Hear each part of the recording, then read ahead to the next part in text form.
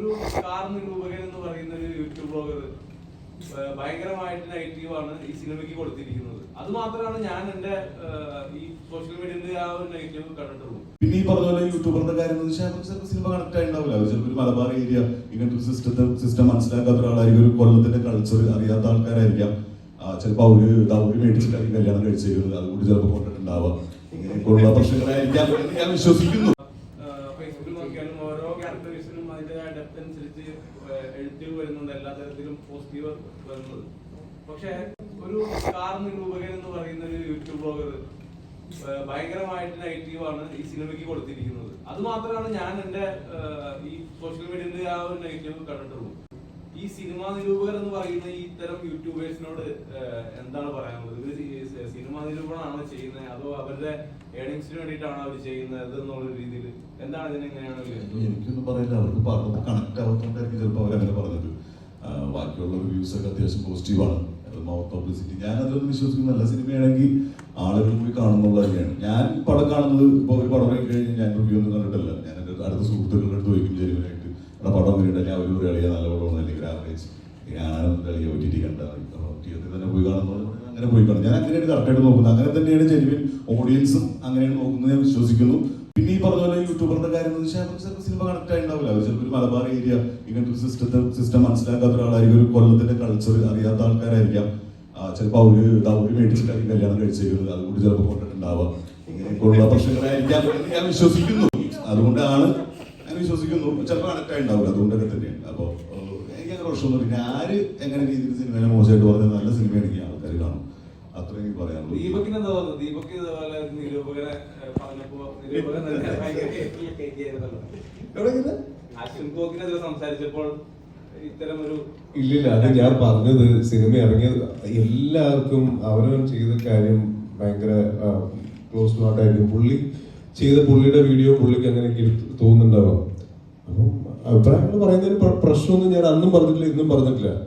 പടം കണ്ടിട്ട് പിന്നെ ഒരുപാട് ഫസ്റ്റ് ഡേ തന്നെ ഒരുപാട് ആൾക്കാരിലേക്ക് എത്തിക്കുമ്പോൾ ചെറിയ സിനിമകൾ ചിലപ്പം രക്ഷപ്പെടാതെ പോകും, അല്ലെങ്കിൽ ആൾക്കാരെ കാണാതെ പോകും. ചിലപ്പോൾ എല്ലാവർക്കും ഒരേപോലെ സിനിമ കണക്ട് ആവണമെന്നില്ല, കണക്ട് ആവുന്ന ആൾക്കാരുണ്ടാവും. പിന്നെ അത് തിയേറ്ററിൽ കാണാതെ OTT കണ്ടിട്ട് നല്ല സിനിമയായിരുന്നു എന്ന് പറഞ്ഞതിനേക്കാൾ നല്ലത് തിയേറ്ററിൽ പോയി കാണാനുള്ള ഒരു അവസരം ഉണ്ടാക്കുക എന്ന് മാത്രമേ ഉള്ളൂ. ഇതുകൊണ്ട് ഗുണമുണ്ട് ദോഷമുണ്ട്. അത് അവരവരുടെ അഭിപ്രായം പറഞ്ഞുകൊണ്ട് അത്രേ ഉള്ളൂ, വേറെ കുഴപ്പമൊന്നുമില്ല.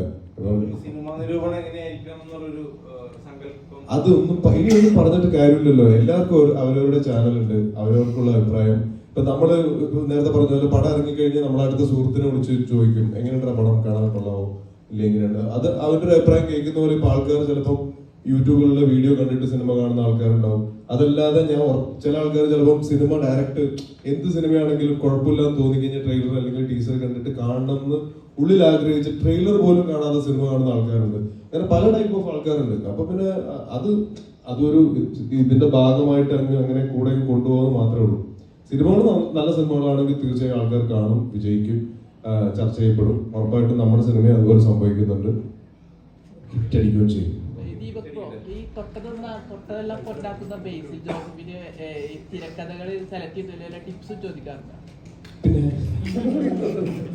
പിന്നെ ഇതൊക്കെ അറിയാതെ സംഭവിക്കുന്നതാ.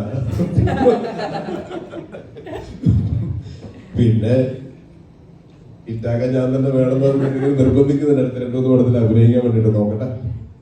ഇല്ല, അങ്ങനെ സംഭവിക്കുന്നതല്ല. കാരണം ഒന്നാമത് ഇപ്പൊ ഈ സിനിമ ഞാൻ ശരിക്കും അങ്ങോട്ട് ചോദിച്ച് അഭിനയിച്ച സിനിമയാണ്. ഈ സിനിമ ഞാൻ നേരത്തെ ഒരു ഇന്റർവ്യൂവിൽ പറഞ്ഞിട്ടുണ്ടായിരുന്നു, ഞാൻ കല്യാണ സമയത്ത് കുറച്ച് സാമ്പത്തിക പ്രശ്നം, അതായത് ഈ മറ്റേ സ്വർണം വാങ്ങിക്കാനും പരിപാടിയൊന്നുമല്ല, കല്യാണ ചെലവിലുള്ള കുറച്ച് ആവശ്യങ്ങൾക്ക് പൈസ ഇല്ല എന്നുള്ളൊരു അവസ്ഥയിൽ നിൽക്കുന്ന സമയത്താണ് ഞാനിങ്ങനെ എൻ്റെ സുഹൃത്തുക്കൾ അല്ലെങ്കിൽ സിനിമ ചെയ്യുന്ന ആൾക്കാരെ വിളിച്ചിങ്ങനെ ചോദിച്ചുകൊണ്ടിരുന്നത്. അപ്പം വൈശാഖ് എന്ന് പറഞ്ഞൊരു സൗണ്ടിൽ വർക്ക് ചെയ്യുന്ന സ്റ്റേറ്റ് അവാർഡ് കിട്ടിയ അറിയാം. അപ്പൊ അവരെ വിളിച്ച് ഞാൻ ചോദിച്ചു ഇങ്ങനെ. അപ്പം ജോഷേട്ടന്റെ പടം ഇങ്ങനെ നടക്കുന്നത്. അപ്പൊ ജോഷേട്ടനെ വിളിച്ച് സംസാരിച്ച് അങ്ങനെയാണ് ഞാൻ സിനിമയിൽ എത്തിയത്. അതിന്റെ സ്ക്രിപ്റ്റ്, അതായത് ഞാൻ 4-5 ചെറുപ്പക്കാർ വായിച്ചിട്ടില്ല. നമ്മുടെ ആവശ്യം ചിലപ്പോൾ നമ്മളെ നല്ല രീതിയിൽ കൊണ്ടെത്തിക്കും. ഇപ്പം സൂക്ഷ്മദർശിനി ആണെങ്കിലും അതുപോലെ വന്നതാണ്. ഇപ്പൊ MC ജിതിനായിട്ട് ഞാൻ മുന്നേ പരിചയമുള്ളതാണ്. അപ്പൊ അങ്ങനെ എത്തിച്ചേർന്ന സിനിമകളാണ്.